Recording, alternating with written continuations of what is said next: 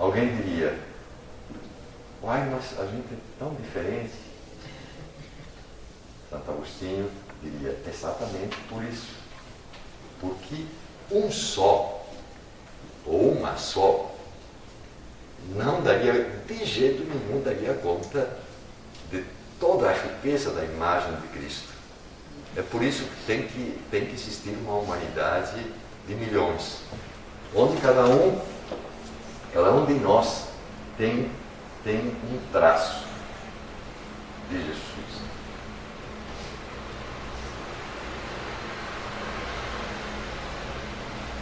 Eu sou de uma época em que nasciam muitos irmãos,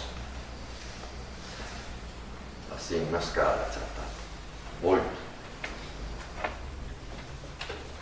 E era divertido quando as pessoas começavam a olhar para um, para o outro, para outra, para outra, para outra, para outra, para outra, e dizia, poxa, essa aí é a cara do pai. Era uma irmã. De mim diziam, olha, é a cara da mãe dele. Outros estavam mais misturados, assim por diante. A primeira vez que eu li o que Santo Agostinho diz, que a humanidade só vai acabar quando se esgotar a imagem de Cristo. Quer dizer, nunca. Mas é uma justificação da pluralidade dos seres humanos para dar conta da infinitude de Cristo. Então, seria interessante se nós fôssemos capazes de dizer, olha, você parece como Cristo nisso, você parece como Cristo naquilo. Porque Deus teria fracassado se existisse alguém que não puxou a cara do Pai em alguma coisa.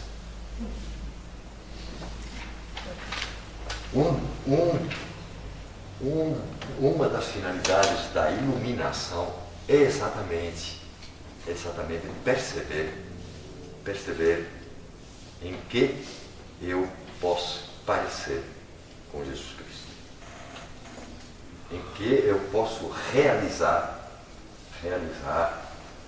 o que no batismo eu recebi, a filiação divina. Tudo isso era a propósito da célula originária do batismo, que é essa frase do final do Evangelho de Mateus: batizai em nome do Pai, do Filho e do Espírito Santo.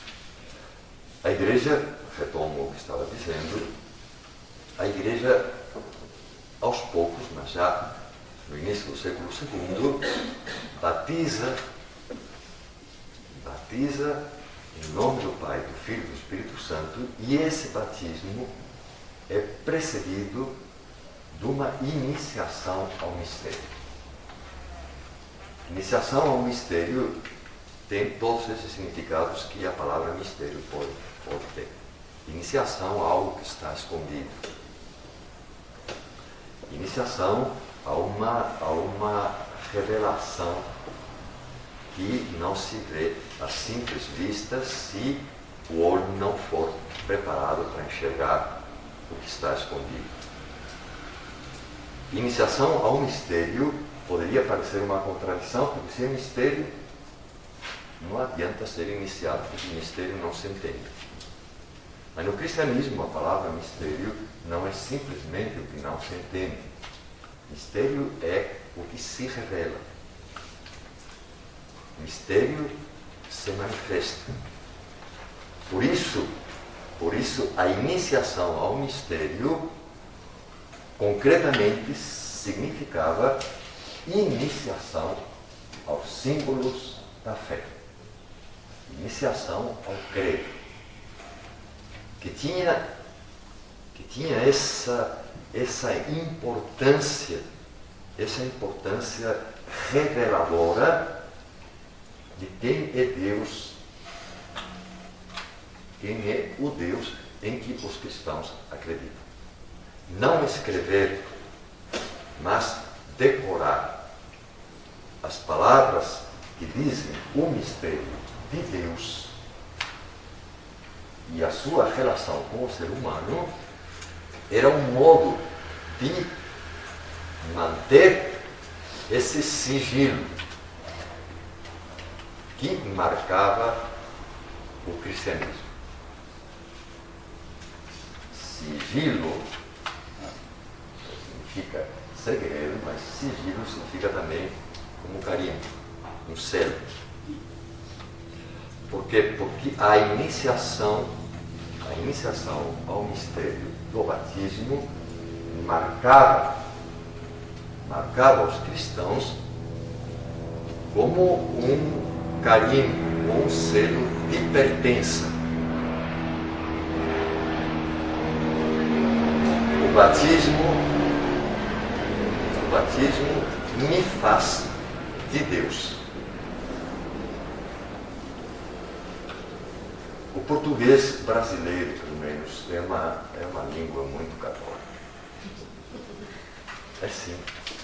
Vocês já ouviram a expressão gente de Deus? Antes eu escutava mais. Ó gente de Deus! Mas essa expressão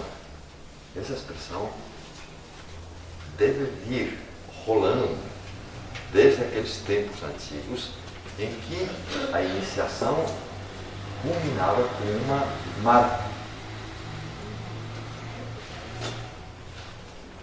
Com uma marca de pertença, que faz de nós gente de Deus. Gente de Deus. Quando o Papa demitiu, uma das coisas que deixava o pessoal assim preocupado, o que vão fazer com o anel dele?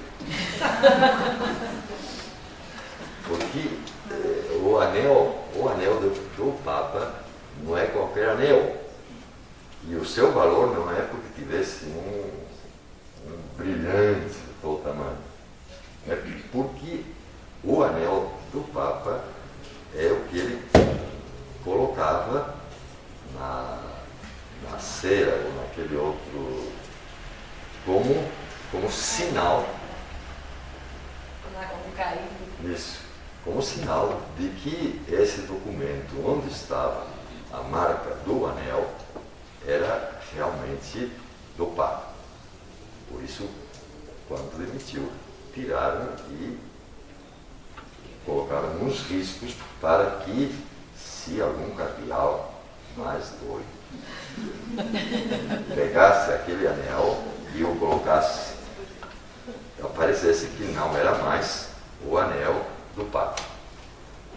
Nós temos a marca, nós temos o selo, nós temos o carimbo de Deus. Estão vendo? Mas quando digo nós temos, não estou dizendo nós somos os únicos que têm. Porque esse carimbo às vezes pode andar muito escondido, pode estar aqui. Nós temos a marca de Deus. A marca de Deus que tem o rosto de Jesus Cristo. A marca de Deus que é o Espírito Santo. É curioso como na Bíblia as imagens vão correndo de um lado para o outro e acaba sendo sempre o Pai, o Filho e o Espírito Santo. O anel está no Pai. O que o anel representa é Jesus Cristo. Mas quem coloca a marca em nós é o Espírito Santo. Porque tem que dar trabalho para os três. Tem que dar trabalho para os três por causa de batizar em nome do Pai, do Filho e do Espírito Santo. essas palavras não são palavras vazias. Então tem que ir sendo preenchidas de conteúdo. Dizia, e não vou cansar de repetir, que o símbolo da fé nos diz quem é Deus, mas nos diz quem é Deus fazendo com que enxerguemos o que Deus faz em nós. Por isso, o símbolo tem essa força de, em poucas palavras, tentar dizer muito sobre Deus e sobre nós. Muito, mas o fundamental para nos entender a luz de Deus. A luz de Deus que um dia em nós brilhou. Hoje, a iniciação cristã é feita de uma maneira, às vezes, muito rudimentar. A pessoa vem e pergunta: nesta paróquia tem curso?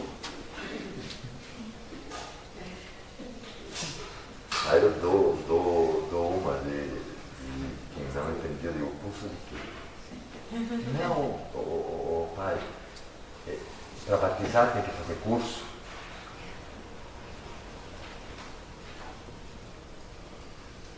Quantos dias? E sempre tem uma outra paróquia onde o pessoal chega e já vai molhando.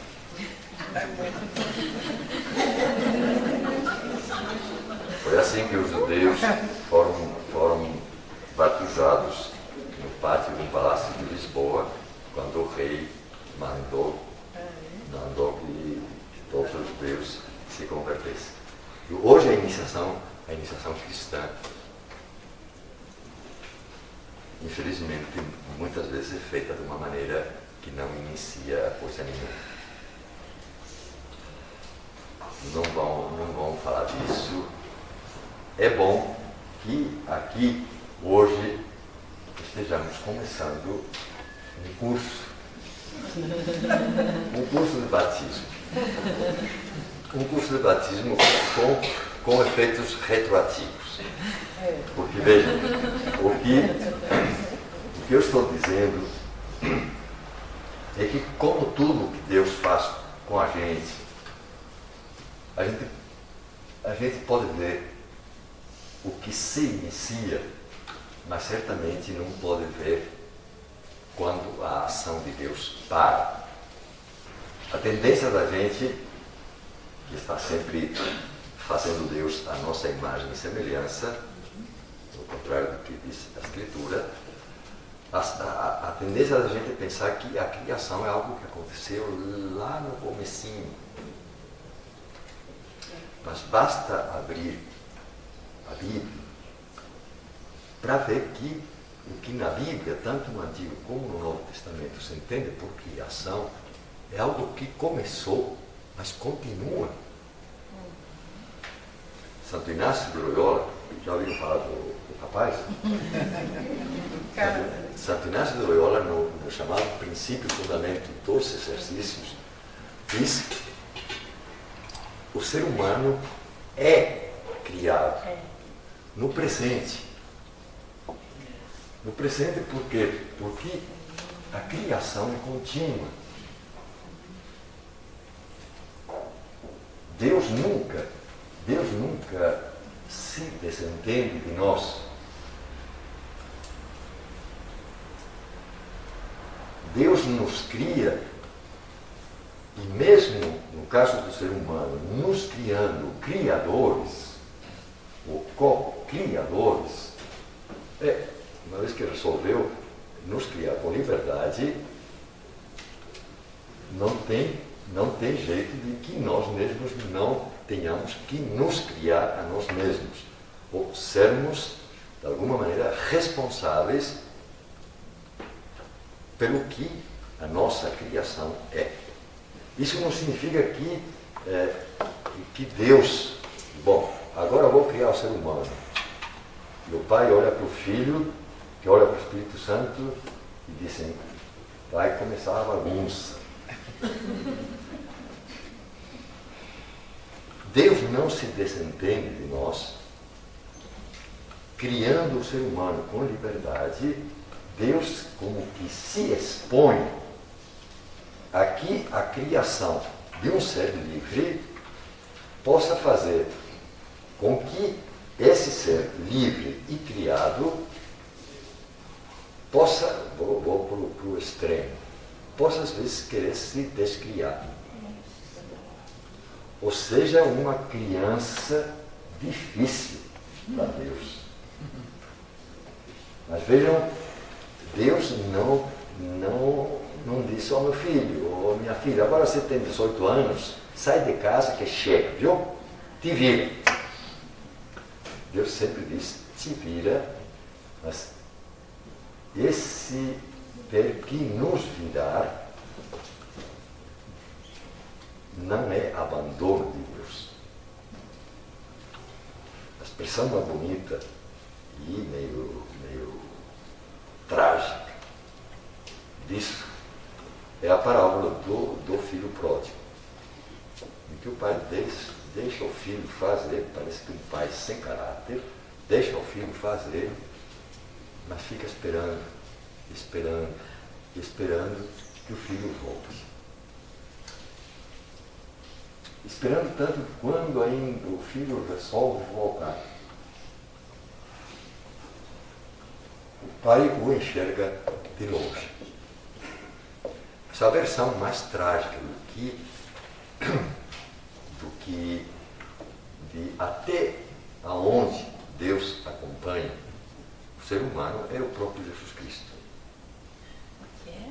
É o próprio Jesus Cristo. Até aonde? Deus acompanha o ser humano, é o próprio Jesus Cristo. O Pai o acompanha até a cruz. O Pai o acompanha na cruz. O Pai o acompanha na morte. Porque se acreditarmos no Novo Testamento, é a única maneira da morte ser vencida. É a única maneira de realmente furar e abrir um caminho que passe da morte para a vida. Para Jesus Cristo, no modo como Jesus Cristo se compreendia a si mesmo, é aí onde a criação é levada ou é conduzida até a sua plenitude.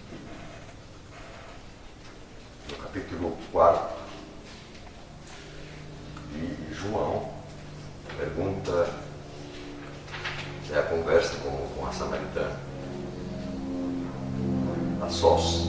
Quando os discípulos voltam, tinham ido comprar alimento na cidade, vem Jesus Cristo falando com aquela mulher samaritana e se surpreende. E aí oferecem comida a Jesus. Pela hora do dia, já devia ter almoçado, mas não almoçou. Então oferecem um sanduíche. Até eu imagino um sanduíche. Bacon não pode, que o judeu não come. Mas tá bom, está vendo o sanduíche? E Jesus diz, o meu alimento é fazer a vontade do Pai e levar até o fim a sua obra. Levar até o fim a criação. Porque a criação é próprio da criação que ela está sendo sempre criada. Na carta aos Romanos diz que a criação está com dores de parto. Com dores de parto por quê? Porque a criação não é, por causa do ser humano, a criação não é aquele esplendor que Deus gostaria que fosse. Porque nós não estamos colaborando. Então a criação sofre dores de parto. E está esperando pela manifestação da liberdade dos filhos de Deus. Tudo isso começa no batismo. O batismo é, na criação, a semente do que São Paulo chama a nova criação. Não porque a antiga tenha dado errado e Deus agora está com um plano B.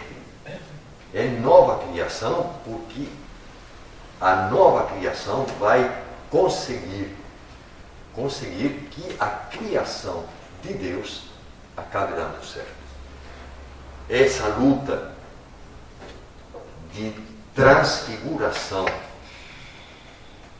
que, com a encarnação de Jesus Cristo, acontece no mundo, e com o batismo, a incorporação, portanto, à vida de Jesus Cristo, ao corpo de Cristo, que é a Igreja, nós devemos realizar. Batizar em nome do Pai, do Filho e do Espírito Santo é fazer com que um ser humano possa ser incorporado à vida de Jesus Cristo, para que, junto com ele, a nova criação apareça ou vá aparecendo neste mundo.